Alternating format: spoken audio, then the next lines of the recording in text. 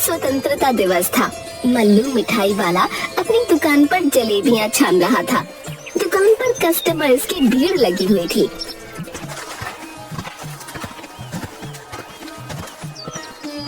मल्लू भाई, जलेबियाँ कैसे दे रहे हो? 450 रुपए किलो। अरे अभी अभी तो 200 रुपए किलो जलेबी दे रहे थे। 1 घंटा 2 गुना से ज्यादा कैसे दाम बढ़ गया?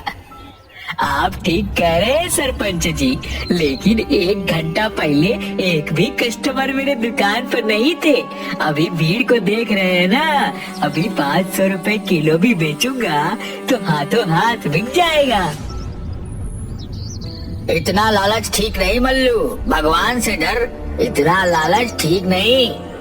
इसमें लालच की क्या बात है? इसे अर्थव्यवस्था कहते हैं। मांग बढ़ेगा तो दाम भी बढ़ेगा।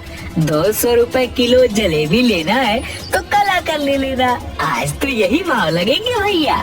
लेना है तो बोलो, नहीं तो आगे बढ़ो। लूंगा क्यों नहीं, मंत्री जी अभी आने वाले हैं झंडा फहराने के लिए। ये लो 4500 रुपए, 10 किलो जलेबी तौल दो। उधर मल्लू का बेटा मग्गू के स्कूल में मास्टर साहब मग्गू से बोलते हैं, बच्चों, आज हम सभी के लिए बहुत ही महत्वपूर्ण दिवस है। आज ही के दिन हमारा देश अंग्रेजों की गुलामी से आजाद हुआ था। आज हम लोग शपथ लेते हैं कि हर गलत करने वालों का विरोध करेंगे, चाहे वह अपना ही क्यों ना हो। जी सर, हम शपथ लेते हैं कि हर भ्रष्टाचारी का हम विरोध करेंगे, चाहे वो कितना भी अपना क्यों ना हो। शाबाश बच्चों, अब कुछ ही देर में प्रिंसिपल सर झंडा फहराएंगे।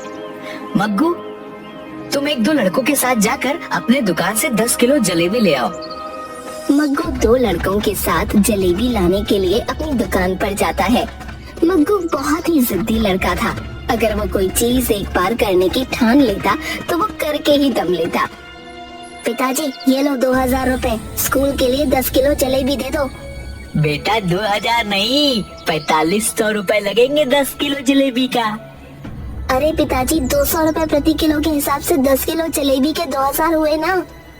लेकिन बेटा, जलेबी के दाम 200 रुपए नहीं, 450 रुपए प्रति किलो हो गया है। लेकिन पिताजी तो गलत है, ये भ्रष्टाचार है और हम भ्रष्टाचार का विरोध करते हैं। हम ऐसी लूट नहीं होने देंगे, वो भी आज के दिन। ज्यादा नेता बनने की कोशिश मत करो। लेना है तो लो, नहीं तो फुटा यहाँ से। 450 रुपए प्रति किलो से कम में नहीं जलेबी बेचूंगा। अगर आप सही कीमत पर जलेबी नहीं दे पाए तो हम आंदोलन करेंगे।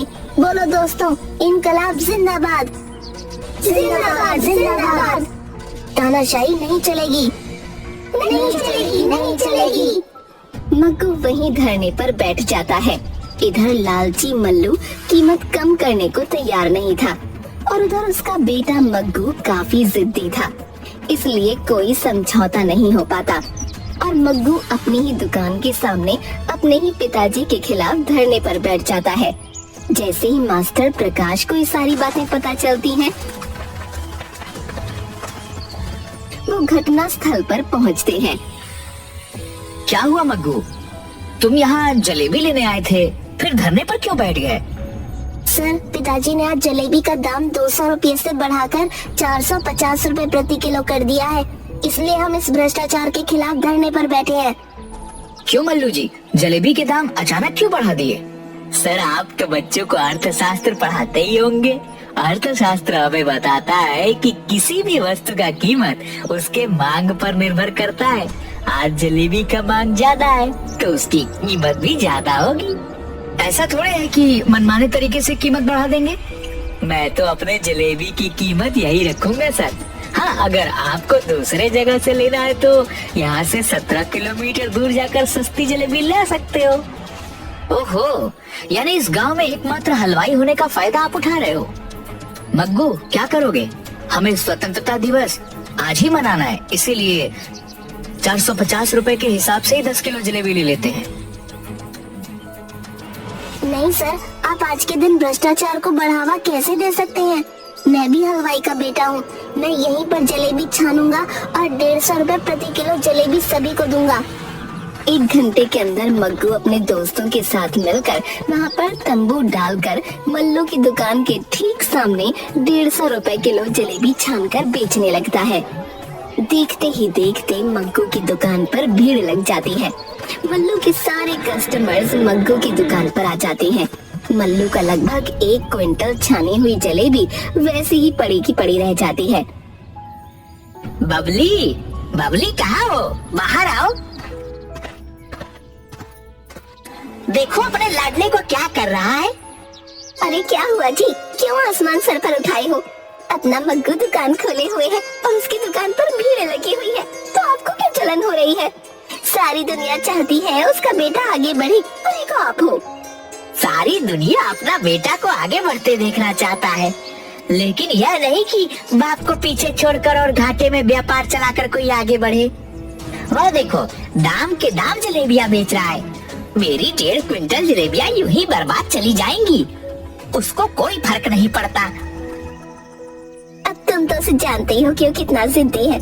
अगर उसने जिद पकड़ ली तो वो उसे पूरा करके ही रहेगा। और तुम्हें क्या पड़ी थी 2 गुने से ज्यादा दाम पर जलेबियों को बेचने की? मैं कह देती हूँ जी, यही लालच आपको एक दिन कहीं को नहीं छोड़ेगा।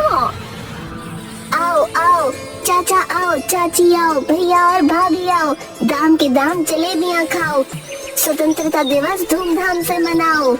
तभी वहाँ से सरपंच जी के साथ मंत्री जी गुजरते हैं। मग्गू की दुकान पर भीड़ देख हुकुमचंद जी, ये आपके गांव में इतनी भीड़ क्यों लगी है?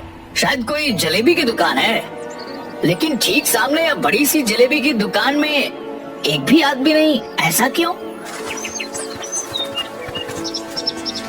मास्टर जी, मल्लू के दुकान के सामने किसने जलेबी की दुकान खोली है? और उनके दुकान पर भीड़ है, इसके दुकान पर की भीड़ कहाँ गई? सरपंच जी, मल्लू ने अपने जलेबी का दाम दुगना से भी ज्यादा रखा था। उसी के खिलाफ उसका बेटा मग्गू दाम के दाम जलेबियां बेच रहा है, इसीलिए वहाँ पर सारी भीड़ है।